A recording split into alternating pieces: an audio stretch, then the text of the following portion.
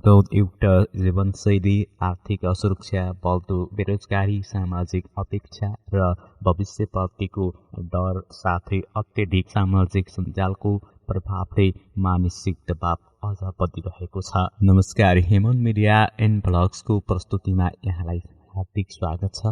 म नवीन श्रीष मगर। यदि च्यानलमा नयाँ हुनुहुन्छ भने च्यानललाई सब्स्क्राइब गरी बेल आइकन थिच्नु र भिडियो अन्त्यसम्म हेरेर भिडियोलाई लाइक, सेयर, कमेन्ट गर्न नभुल्नुहोला। अब लागौं प्रस्तुतितर्फ। बाहिर हाँसिरहेको मान्छे भित्रभित्रै पीडामा हुन सक्छ। हामी सामूहिक सोच र संस्कृतिमा बाँडिएको समाजमा बस्छौं। एकअर्कासँग कुराकानी गर्ने भेला हुने, अनुभव साटासाट गर्ने हाम्रो बानी नै हो। घर वरपर, चिया पसल, कार्यालय वा सामाजिक सञ्जाल जहीँ तहीँ शब्दहरूको कमी हुँदैन। तर यति धेरै संवादका बीच एउटा महत्त्वपूर्ण कुरा प्राय ओझेलमा पर्छ, मनको कुरा। बाहिरबाट हेर्दा धेरै मानिस सामान्य र खुसी देखिन्छन्।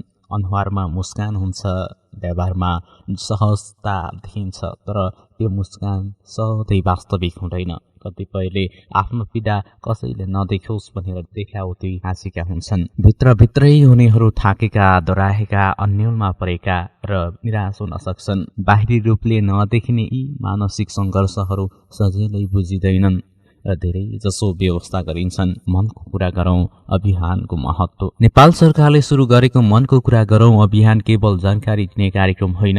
यो मानसिक स्वास्थ्यलाई सामाजिक प्राथमिकता बनाउने, मौनता तोड्ने, बोल्ने साहस दिने र सहयोग खोज्ने प्रेरित गर्ने राष्ट्रिय पहल हो। यस अभियानले विशेष गरी किशोर किशोरी, युवा र आम व्यक्तिहरूमा मानसिक स्वास्थ्यबारे सचेतना, सहानुभूति, करुणा र संवाद प्रवर्धन गर्ने केन्द्रित छ। यसले भेदभाव र भ्रम हटाउने, तनाव व्यवस्थापन र विभिन्न सिपहरू विकास गर्ने र आवश्यक पर्दा पेशेवर सहयोग खोज्ने हौसला दिने उद्देश्य राखेको छ। साथै अभियानले डिजिटल सुस्वास्थ्य, पारिवारिक तथा सामुदायिक सहयोग र 1166 हेल्पलाइन जस्ता सामाजिक सुरक्षा तथा सहयोग सेवाहरूलाई पनि समेटेको छ। मुस्कान भित्रको बेठा। दैनिक जीवनमा धेरै मानिस मुस्कान सहित आफ्ना जिम्मेवारी पूरा गरिरहेका हुन्छन्, तर भित्रभित्रै गरिरहेका हुन्छन्।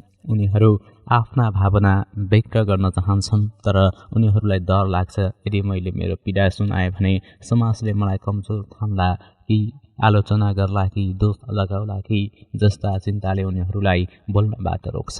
यिनै सोच र डरका कारण मनका पीडाहरू भित्रै गुम्सिरहन्छन्। समयसँगै ती समस्या झन् गहिर्दै जान्छन् र व्यक्तिको कार्यक्षमता, सम्बन्ध तथा जीवनप्रतिको उत्साहमा असर पर्न थाल्छन्। अन्ततः सामान्य काम समेत गर्न गाह्रो हुने अवस्था आउन सक्छ।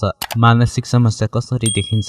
अझै पनि हाम्रो समाजमा धेरैले मानसिक समस्यालाई पागलपनसँग जोडेर हेर्ने गरिन्छ। धेरै जसो मानिसले कुनै व्यक्तिले उदासी, चिन्ता, थकान वा ध्यान केन्द्रित गर्न नसक्ने जस्ता लक्षण देख्दा पनि सजिलै उसलाई डिप्रेसन भयो वा ऊ पागल भयो भनेर ठान्छन्। तर वास्तविकता यस्ता साधारण धारणाभन्दा फरक हुन्छ। मानसिक समस्या विभिन्न प्रकारका हुन्छन् र ती प्रत्येक व्यक्तिमा फरक फरक रूपमा देखिन सक्छन्। निरन्तर उदासी, आत्मविश्वासको कमी वा अनिद्राले पीडित बनाउन सक्छ भने कसैलेमा अत्याधिक रिस, चिन्ता, सामाजिक दूरी र व्यवहारमा परिवर्तन देखा पर्न सक्छ। कतिपय व्यक्तिले आफ्ना भावनाहरू व्यक्त गर्न नसक्ने, काम वा पढाइमा ध्यान नजाने वा दैनिक जिम्मेवारी पूरा गर्न कठिनाइको अनुभव गर्न सक्छन्। त्यस्तै कुनै कडा खालको मानसिक समस्या पनि हुन सक्छ, जसले लामो समयसम्म प्रभाव पार्न सक्छ। महत्त्वपूर्ण कुरा के हो भने सबै खालका मानसिक समस्या बाहिरबाट सधैँ स्पष्ट देखिँदैनन्। कतिपय मानिसले आफ्ना पीडा लुकाएर सामान्य जस्तो व्यवहार देखाउँछन्,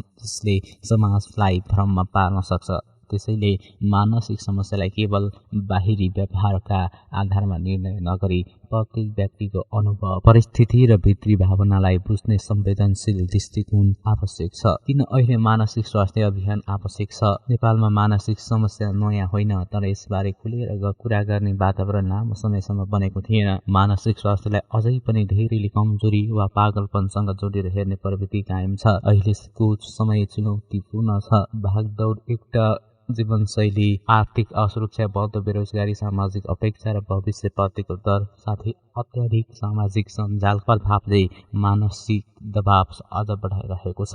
यिनै कारणले मानिसहरूलाई भित्रभित्रै तनावग्रस्त बनाइरहेका छन्। यस्तै परिस्थितिमा मनको कुरा गरौँ अभियानले मानवता तोड्न, बोल्नका लागि हौसला प्रदान गर्ने र सहयोग खोज्ने, प्रेरित गर्ने वातावरण निर्माण गर्ने काम गर्छ। सुनिदिनु हाम्रो साझा जिम्मेवारी। धेरै मानिस सोध्छन् हामी उपचार गर्ने डाक्टर होइन के पो गर्न सक्छौ र जवाब सरल छ, सुनिदिन सक्छौ। यसको अर्थ ध्यान दिएर सुन्नु, बीचमा नबोल्नु र तुरुन्त समाधान नथुपर्नु हो।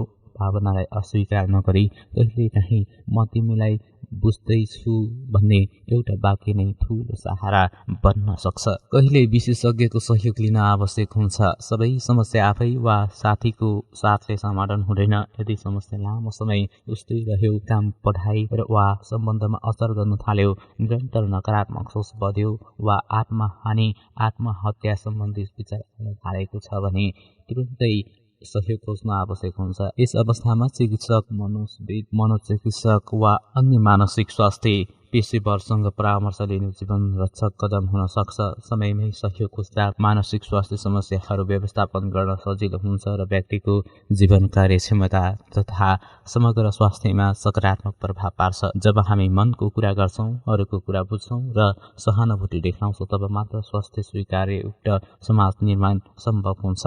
मनको कुरा गरौँ अभियानले हामीलाई यही सन्देश दिन्छ, बोल्नु कमजोरी होइन, साहस हो। सुन्ने संस्कार र सानो सहाराले नै कहिलेकाहीँ जीवन बचाउन सकिन्छ।